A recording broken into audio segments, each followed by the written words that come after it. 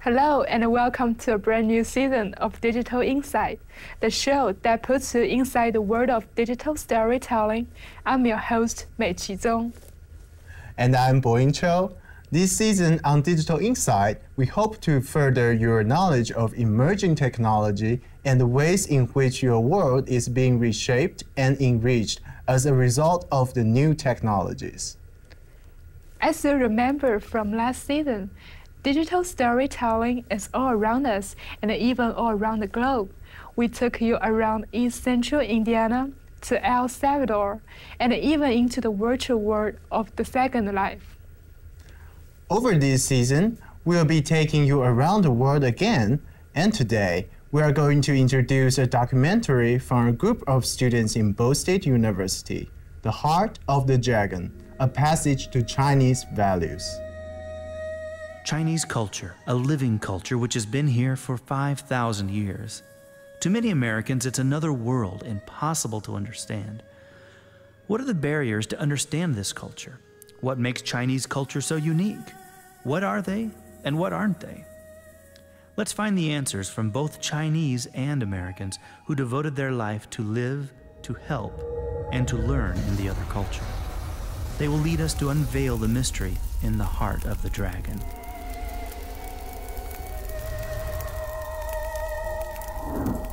Welcome back to Digital Insight, your window to humanity and technology.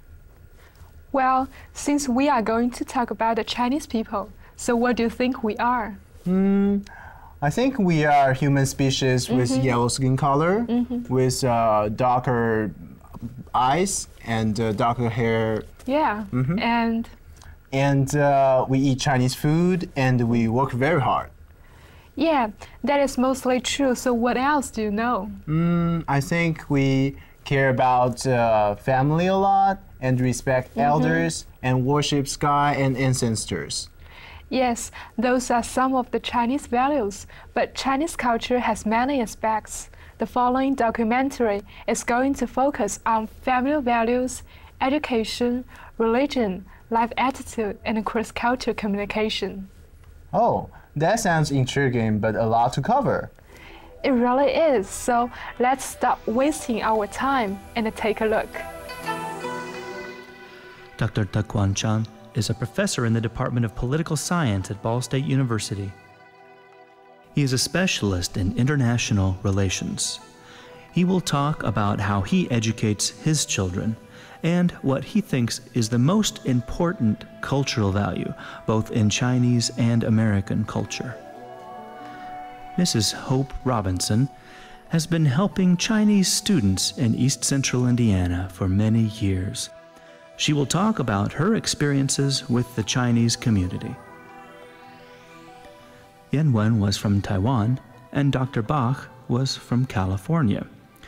They have been married for 7 years. During these 7 years, what did they learn from each other? Reverend Thomas is a minister at a Unitarian Universalist church. He will talk about his understanding of cross-cultural values from a religious perspective. Bill and Becky, a couple who taught English in Taiwan, Hong Kong, and mainland China for about 20 years. They will share their stories about their interaction with the Chinese people.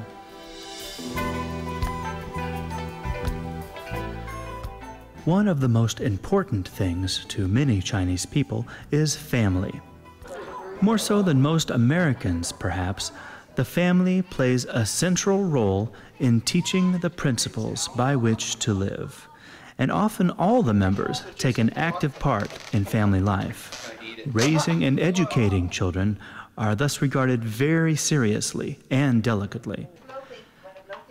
Despite the differences, though, many have found overlaps and ways to integrate both American and Chinese values. Her mom keeps wanting us to ship the kids over there for a couple months. Yeah, so it's really normal. Like grandparents will help with the kids to, you know, not raise, but help watching grandkids, and you know, for a few months to a few years. the range. And here, you just never really hear of those kind of things happen here, because parents, grandparents just have fun with the kids, not really help them watching and daily stuff, Yeah, not your kid will go stay over there for a year while you stay here and teach. Like a bunch of Chinese, Taiwanese faculty that I know have done that. Yeah, that's just really normal there. And just last week, a Chinese mother of a teenager said, it's really hard to raise your children in a culture that's so different from the one that you come from.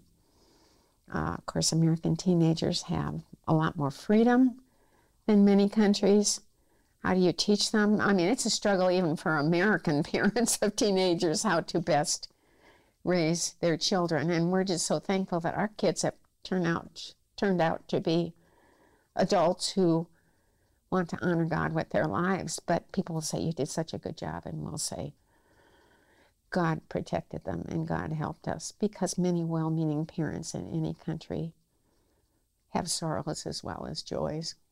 In Asia, like spanking kids, it's not like a big deal. And not, like spanking them hard, crazy, hurt them or something, but kind of punish them a little bit. That's not that unusual. But it's not that unusual here either. Oh, but you make that. I just don't want to do it. Yeah. Yeah, and so kind of we compromise each other a lot, like for that, and I totally can understand why he doesn't want to do that. So, and we don't do it. We're probably a little more Western in terms of our discipline style, because I kind of was really forceful that that's how I wanted to do it.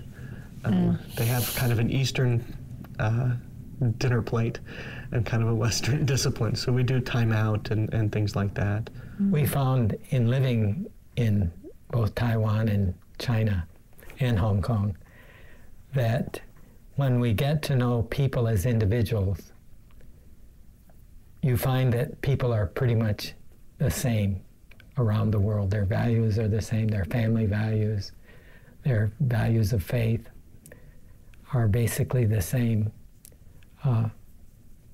Regardless of whether we agree on the ideology of the country or the government, when it comes to individual values, they're quite the same. So that you begin to feel very much at home, regardless of whether you come from Western culture or where, because you find that their values are pretty much shared values. To me, concern, you say, well, Chinese way, American way. I can tell you, I teach my children the human ways. No matter where he is, he just be what kind of environment, what he need. I don't have kind of special of Chinese way or American way. I think because of the one-child policy, it makes it different, because all of the hopes and dreams and aspirations of the parents are focused on one child. So that they want to be sure that that one child has the greatest advantages possible. We value our children in the United States too, and we want them to have the advantages perhaps that we didn't have as children and so forth. But when it's focused on one child only, you can see that there's a greater emphasis on providing opportunities for that one child. One of the reasons why I think Yin-Wen and I were interested in each other romantically to begin with is we do have kind of similar values in terms of family, the importance of family, the role family should take in day-to-day life, those sort of things. And my parents went to Taiwan when we went through an engagement ceremony before we got married in the States. And they couldn't speak any Chinese, but they watched Yin-Wen's family, and it really felt like my mom's family especially. It was very loud and very happy.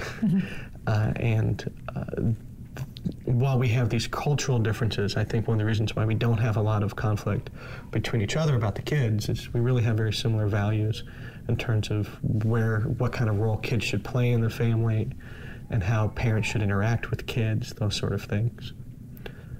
When we got to China, we found that the educational system was pretty much a traditional system. Therefore, our students were not accustomed to some of the more, can I say, progressive teaching fun and games type stuff. Teaching techniques that we sometimes use in American education. They were more accustomed to rote memory, so that when we wanted them to do more personal thinking, they were not terribly accustomed to that. Mm-hmm. So we had to kind of adjust to that. We tried to do a blending of some rote type of memory work, rote teaching, with some of the more, what we would say maybe are progressive, some of the more progressive methods that we would use in American education. For my children, when they were born in the United States, in a Chinese family, but only way both way, American way, Chinese way, while keep the Chinese tradition, but adapt the modern civilization in the United States. So that means they have the both older one and new ones, and that means they grow up by this way. We learned some things about how important children are and the families are in China, and education. They value education very, very much, and parents are willing to make sacrifices for their children. That's similar. I mean, Americans will do that too. I think many Americans do make sacrifices to give their children special opportunities. In home, we speak Chinese and Chinese, but outside they speak English. So this is why my children, 4 children, they can speak Mandarin Chinese. How to them? They didn't go to Chinese school. They just staying home to say it. So this is why I surprise somebody. They send their children go to Chinese language school. I don't need. Your family is the best education. Yourself is a teacher. If you don't teach your children Chinese, who can teach them best? So when we begin to live in another culture, when you begin to relate to people one-on-one, you find that basically underneath the human psyche is pretty much the same.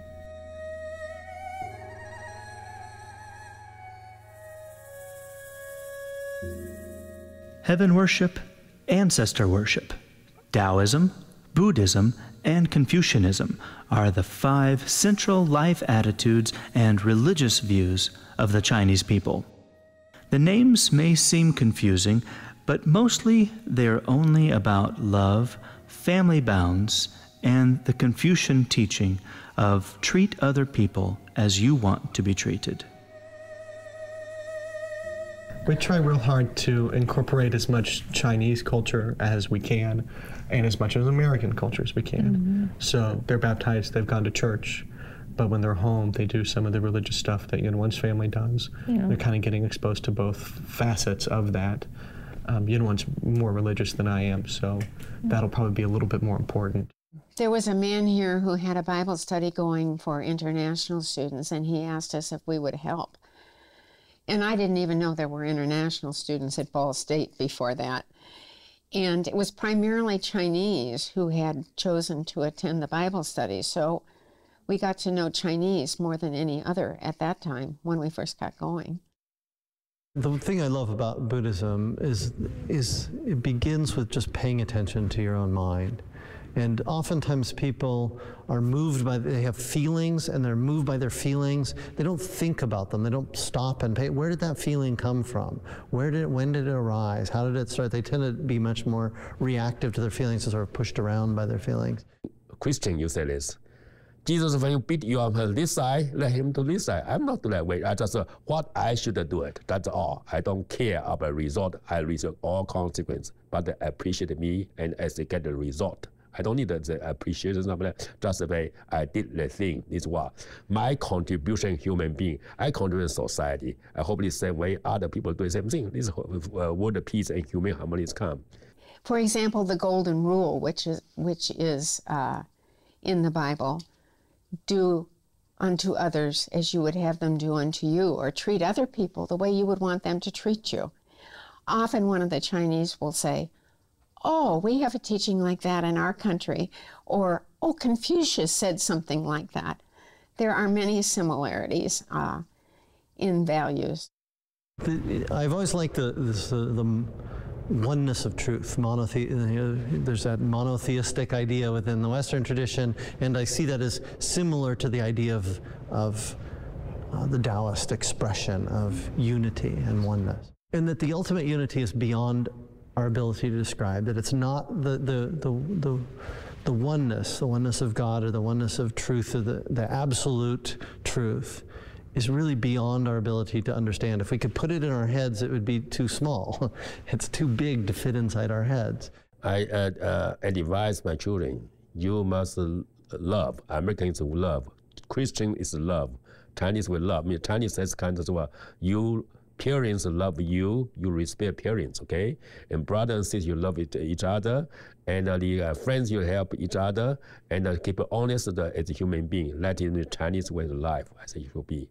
When I was an undergraduate, there were some Chinese students that I had conversations with about Taoism, and it was interesting because I'd come into Taoist understanding of the Taoist philosophy through the Tao Te Ching, very esoteric, philosophical, really thoughtful approach. And what they knew of Taoism was more along the idea of sort of magic and potions that you're supposed to take in order to give yourself virility or help you against an illness, and they were intellectuals, students, and they really kind of either saw that as part of the old dead culture that was supposed to be left behind, and it was really interesting for me to have those conversations with them. And I was saying, oh, it's so interesting, this Taoism, and for them it was like, it's not interesting at all. It's all old and superstitious, and sometimes I have that religion, whereas they were much more curious about Christianity, and there are things about Christianity I thought were kind of old and superstitious,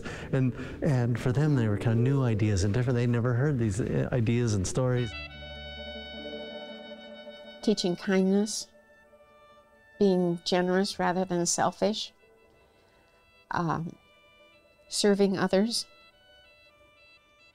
And I see such a contrast between, well, different Chinese, different Indians, they're just like Americans. Some are more generous, some are more selfish. If they understand English well, they'll hear in the words that we use, sometimes in the readings, we'll have readings that are from a Chinese philosopher or something like that, and they'll be surprised to hear these little bits and pieces that come up, or they'll hear ideas that are very similar to ideas that they have picked up from other directions and didn't expect to hear in a church service. They thought they would hear just a very narrow and exclusive form of Christian doctrine, and instead they hear universal truths and ideas.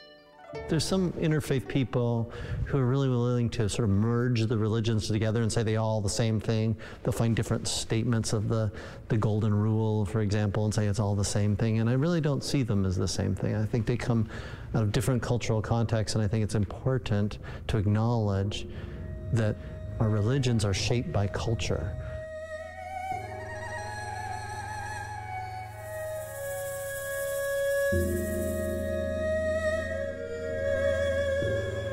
When people find themselves in new cultural settings, there will be concerns for cultural factors in interpersonal communication.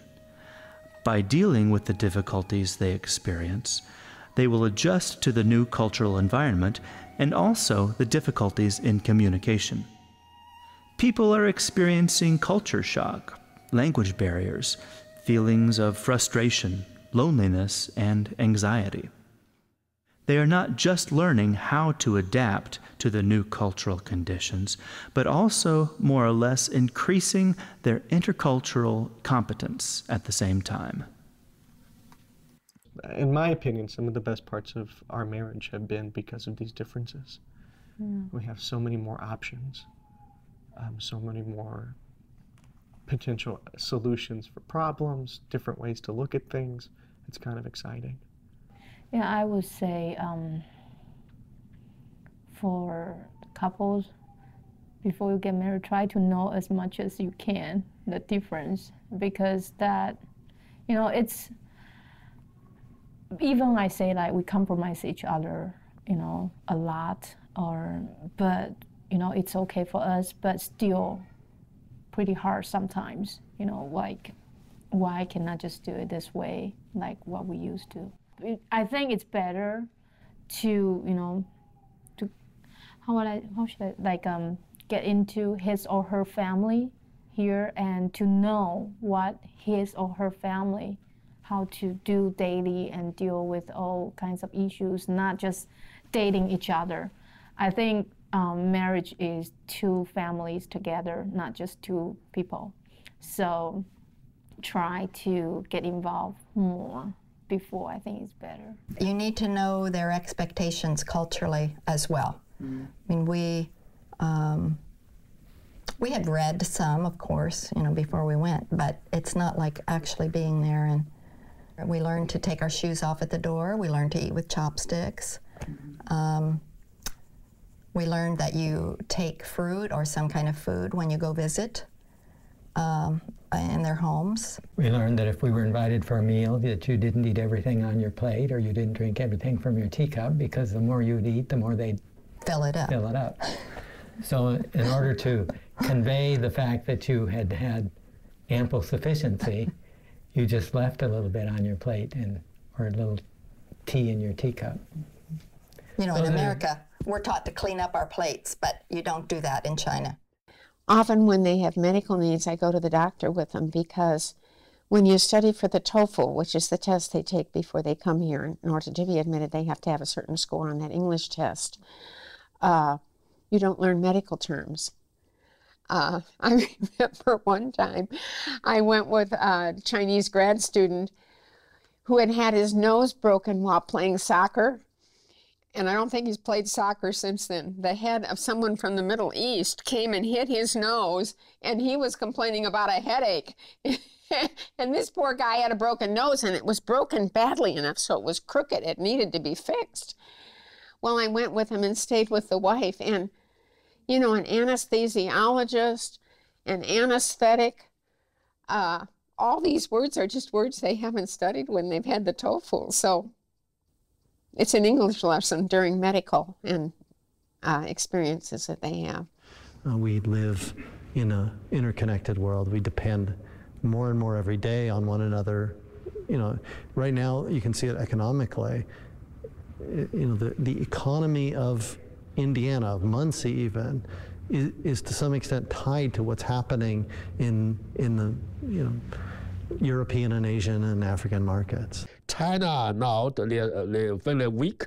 You take advantage of them. Now they're strong. You want the scale of them. You don't at all. I say, like rich people, poor people, you need to help each other. Cultural interdependent, understand? You understand each other. They want to learn English. You want to learn English. You can take a teacher, and you learn their good ways of life. So this is why I say this is no problem. This is China can unite, can cooperate. Most important, you understand each other. You will enjoy it, especially China. They are developing. They need a kind of outside help. And you watch movies from, you know, movies from China, movies from India, movies from Israel, movies from Uzbekistan, and what you find are human beings trying to get along in the world and trying to deal with people who are unfair to themselves or difficult situations, and how they either can trust one another or not trust one another. But there's always universal common human threads. Well, we've learned more about